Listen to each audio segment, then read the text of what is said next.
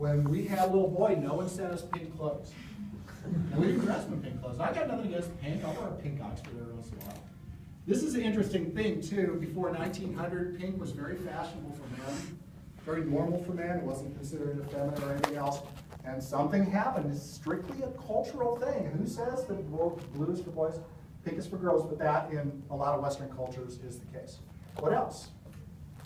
Yes? I know that, like, when you have, like, big family get-togethers, if you ever notice, like, all of the boys, like, when they're, like, for Thanksgiving, for instance, all of the women are in the kitchen, like, getting all the food ready and everything. Even, like, the little girls are walking around trying to help their moms.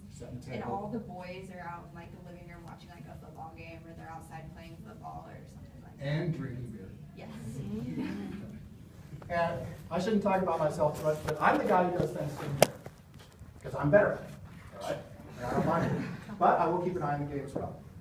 But yes, those are very, as celebrations, these gender roles are very distinct and very clear. These are good. What are some other ones? Yes? Heroin? Hmm? Will usually keep boys' hair shorter than girls. Oh, sure. Yeah. All right. Appearances. What are you supposed to wear? I talked about when I was in Micronesia, the guys wore shorts, except for the guy from Kapinga-Marangi who wears a skirt all the time. He grew up wearing a skirt. That's what men do in Kapinga-Marangi. And he got teased mercilessly for it. So dress, what kind of clothes you wear is important. Kilts, well, that's the Scots.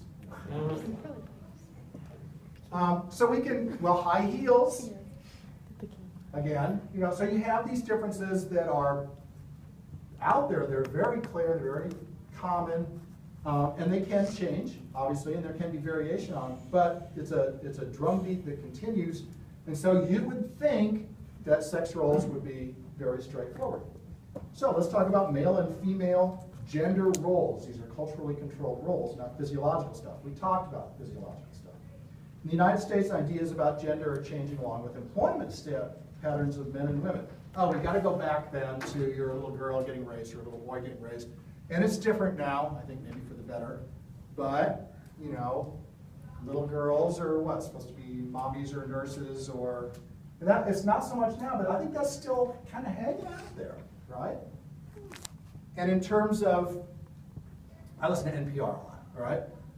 There was a great little piece about a woman who was a prosecutor, and she realized that her high voice and a high and rather gentle voice wasn't working for her, so she's training to bring her voice down, to be more assertive in her speech.